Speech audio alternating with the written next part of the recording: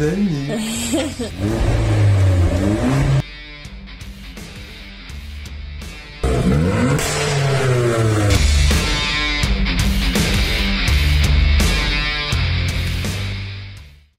Bonjour, bienvenue sur la chaîne de Horseman Car.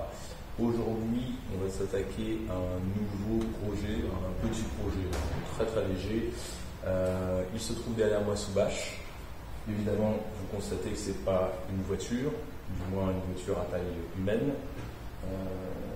Ça ne va pas non plus être un tricycle, ça ne va pas être une moto. Et donc, on va voir tout de suite ce que c'est. C'est un vélo. Un vélo type route ou course, comme on veut. C'est un vélo que j'ai acheté il y a très peu de temps, histoire de reprendre un petit peu le sport. Donc vélo Bianchi, type course, fourche avant carbone, fourche arrière carbone, pédalier automatique, classique. Il y a plein de petites options ici qui sont pas déconnantes. Le vélo est dans son jus, il est en bon état. Vous avez les pneus qui vont être à changer. Deux, trois petites choses, l'olive, la selle sûrement. Enfin, ça fait un petit projet quoi, qui va nous prendre une ou deux vidéos grand maximum. Alors, pour ma part, moi je cherchais un vélo qui soit assez agréable à rouler sur route, qui soit léger et qui soit de bonne facture. Donc je me suis tourné directement vers l'occasion. L'avantage qu'il va avoir, c'est que c'est un vélo qui est en gros de 2004-2006, c'est un vélo qui est un peu ancien. Il a des éléments en carbone dessus, le cadre est en carbone, c'est un carbone 7, donc c'est un très très bon cadre. En gros c'est un vélo qui pèse 9 kg, on va avoir 9 kg sur le marché en ce moment, il faut commencer à taper sur un budget de moins de 2000 €. Je tiens toujours mes promesses puisque je vous présente que des véhicules rapides. C'est un véhicule rapide. Voilà. Rapide pour dans son gabarit et dans sa catégorie. Voilà. Et bien écoutez, on va faire ce petit tour de vélo et je vous montrerai ce qu'on va changer et qu'est-ce qui vient sur ce vélo.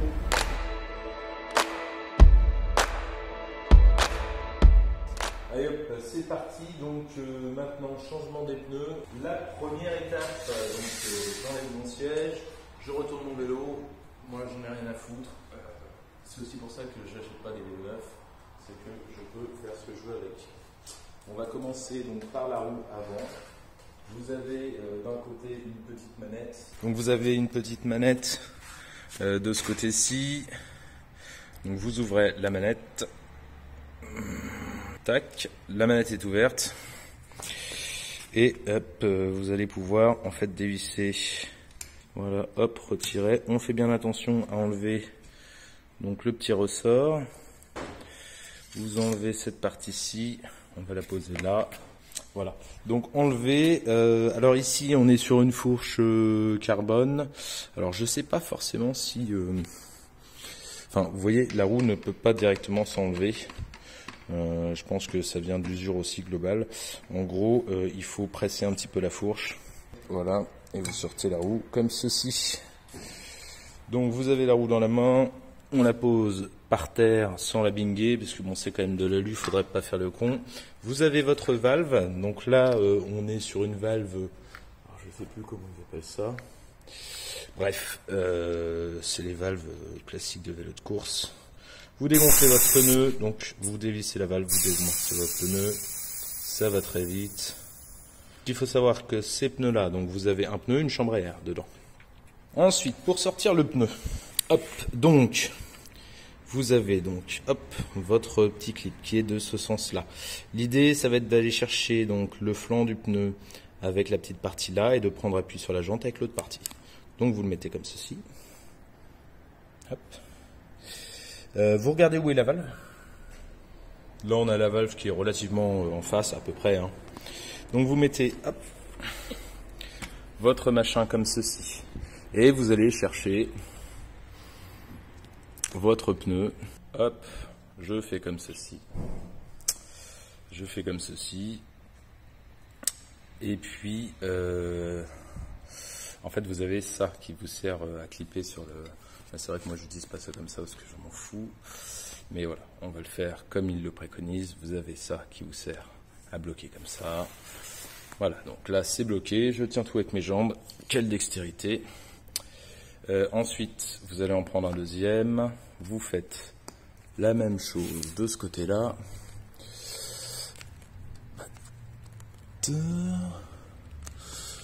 Voilà, là je l'ai. J'espère. Le tout, c'est de ne pas coincer. Voilà. C'est de ne pas coincer la chambre à air. Donc là, vous voyez, je l'ai sorti. Alors logiquement, ça sort pas tout de suite directement, mais vous voyez, rien que sorti comme ça y est, là, la messe est dite. Vous voyez, vous n'avez plus qu'à prendre appui et tirer. Et vous voyez, ça sort tout seul. Tout seul. Alors, donc ça, c'est le premier flanc du pneu. Et vous voyez, on est en temps réel. Hein. Là, il n'y a pas de... Il n'y a pas de bidou, j'ai pas dégonflé mon pneu avant ou essayé d'améliorer quoi que ce soit. Non, on est en temps réel. Là, il est sorti partout. Ensuite, je regarde toujours où est la valve, parce qu'en fait, là où est la valve, ça va être compliqué de le sortir. Donc on se met à l'inverse. Hein, valve en bas, en gros. Ici, et vous voyez donc, vous avez votre pneu, votre chambre à air qui est noire là. Et puis derrière, hop, la deuxième partie de votre pneu. Hein. Donc là, l'idée, ça va être la même chose. On reprend ce petit clip là et on va chercher du coup l'autre morceau du pneu. Donc là, j'ai réussi. Je sais pas si on voit. Voilà, j'ai chopé l'autre morceau de pneu. Je fais comme ça. Donc je fais contrepoids. Vous voyez, hop. Là, le pneu, il est sorti complètement. Et ensuite, avec mes papates, je viens tirer et embarquer donc tout mon pneu. Hop, magie. Donc voilà, pour enlever un pneu, c'est aussi simple que ça. J'ai ma chambre à air. Alors vous pouvez la changer si vous voulez. Moi, elle est en bon état. Du coup, on va utiliser notre chambre à air. Donc on a notre pneu. Notre pneu. Nous allons le mettre devant la jante. On va prendre notre chambre à air, on la met à côté, hein, proprement ou non, et on va chercher où est notre trou de valve. Il est ici. Merci les voisins pour le bruit. Voilà, donc notre trou de valve est ici. Donc on peut mettre directement, voilà, la chambre à air comme ceci. Donc vous mettez votre chambre à air dedans comme ceci, tranquillement. Vous venez la glisser.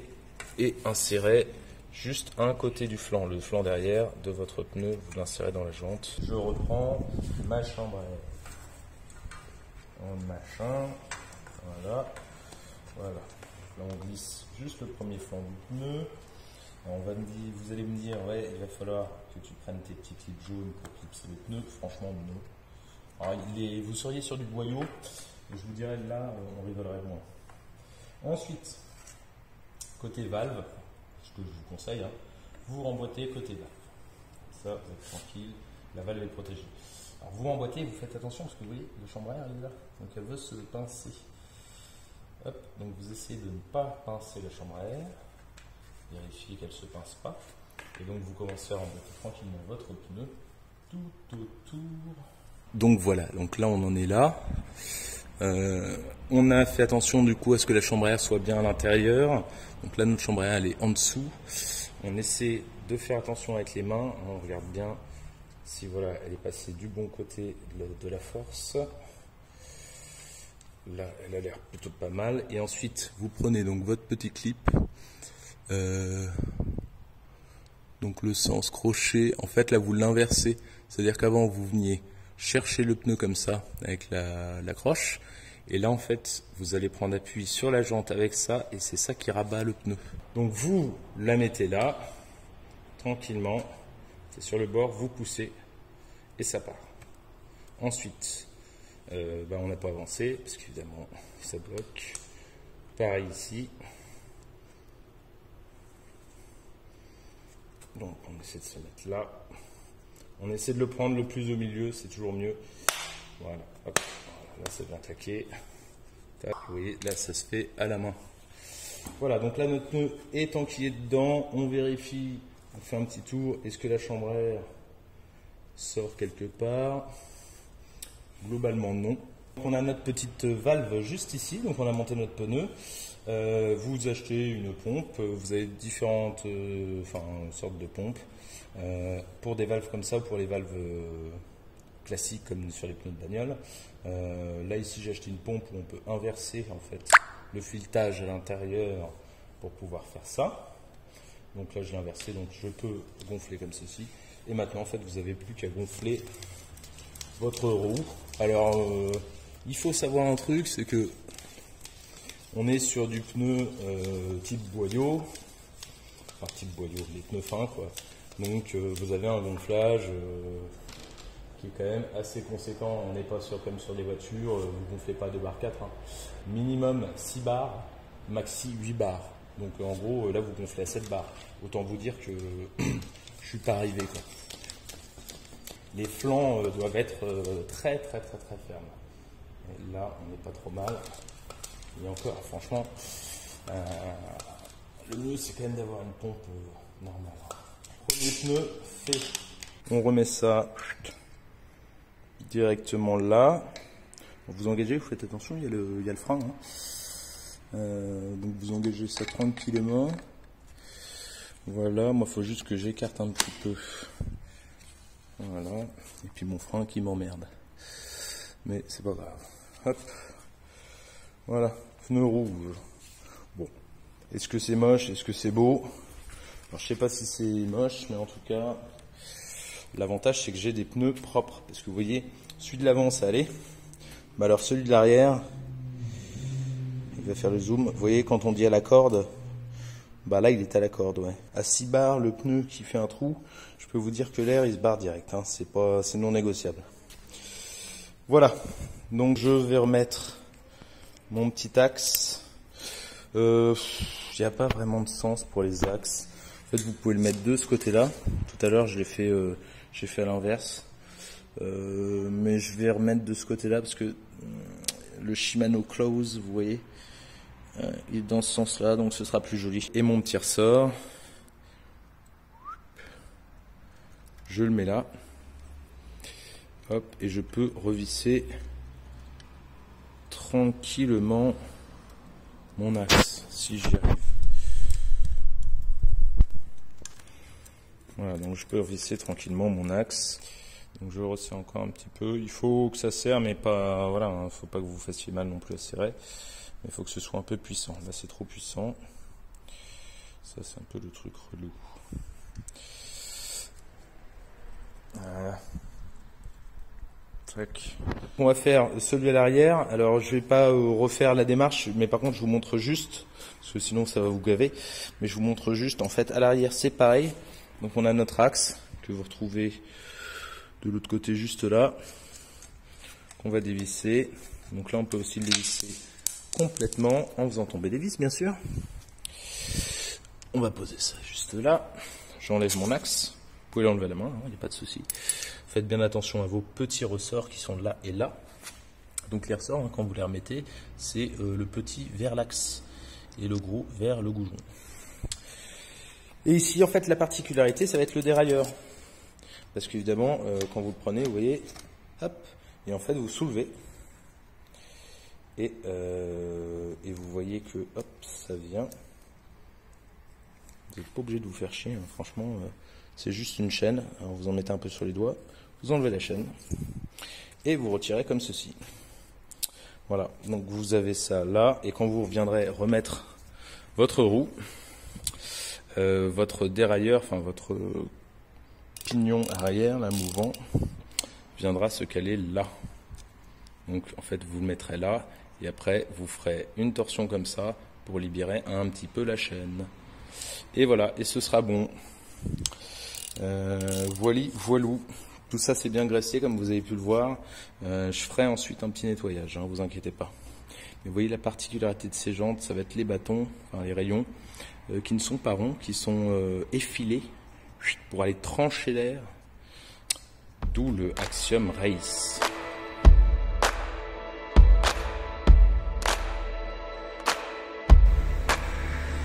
Voilà, pneu changé, et puis voilà, en rouge. Moi j'aime bien, on va changer la selle et les machins et on verra ensuite.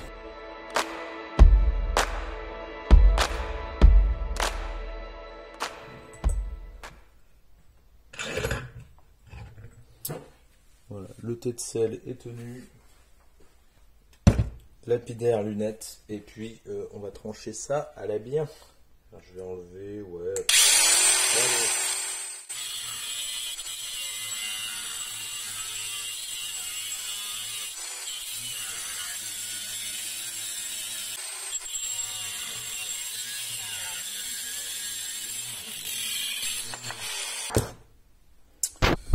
Bon voilà, donc on a coupé notre thé de sel. Vous voyez, la coupe est relativement propre. Alors, il y a des bavurages à faire à l'intérieur. Voilà, je me brûle, bâtard. Le morceau qu'on a coupé est ici. Donc ça, je prends ça. Je prends ça avec moi. Là, faut avoir, entre guillemets, quand on coupe des conneries comme ça, faut avoir un peu plus de matos. Petit ébavurage, c'est propre, ça va bien coulisser à l'intérieur. Ça, ça a été abîmé. Coup de peinture mis. Voilà, c'est tout propre. Montage ensuite de notre selle. Donc, qui est ici. Selle noire, rien d'incroyable, pas cher, quoi. Voilà, différence entre les deux selles. Pas grosse différence de poids, différence de look, hein. Celle-ci est un peu plus fine, après c'est la couleur aussi qui fait ça. Sinon globalement pareil. J'ai peur que voilà que celle-ci passe plus loin, c'est ce qui va arriver. C'est pas trop grave, elle a l'air quand même, enfin elle a l'air plus confortable. Est-ce qu'elle l'est? Je ne sais pas. Celle-là a l'air plus moelleuse en fait, mais le problème c'est pas que c'est moelleux, c'est que ça fait mal sur les côtés. Et vraiment on sent le plastique directement. Alors si celle-là est plus ferme en fait, peut-être que je sentirai moins le plastique sur mes petites fesses délicates. Ensuite, on va d'abord visser cette petite partie-là, juste histoire de ça, et puis on vient greffer donc notre selle dedans. Alors moi je la veux maximum en avant parce que je suis petit, et puis on va essayer de s'orienter le plus incliné possible. Donc là je pense que c'est bien, et je vais commencer à serrer comme ça. Voilà. Ouais, donc je l'ai pas mis au max vers l'arrière, mais ça va me suffire largement.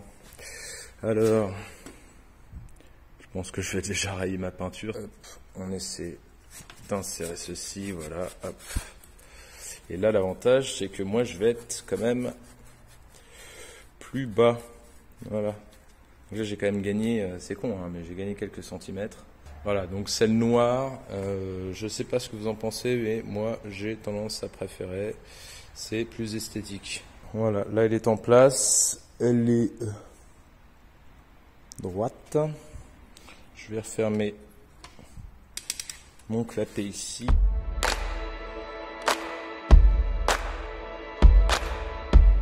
Et je vais regarder directement si c'est mieux. On va aller faire un tour à la mano. Hop là. Et bah, je peux vous dire, c'est pas que c'est mieux, c'est que c'est 100 fois mieux. La selle elle est dure, mais elle reste moelleuse. Puis alors là je suis beaucoup plus bas, beaucoup plus agréable. D'ailleurs je vais peut-être même la remonter un peu. C'est ultra agréable.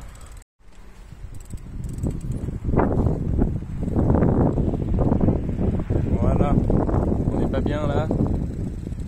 On n'est pas bien mon copain. À faire du vélo. Regarde avec les beaux pneus rouges. C'est forcément fantastique. Enfin tout ça pour vous dire que clairement là rien qu'en confort on a gagné un truc de fou.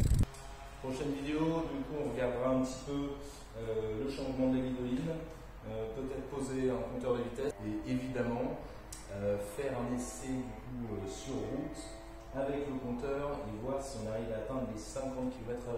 Enfin si mes gambettes sont assez balèzes pour les atteindre. Voilà. Là-dessus, on se quitte. N'hésitez pas à vous abonner, à aimer, ne pas aimer. Et puis, à la prochaine.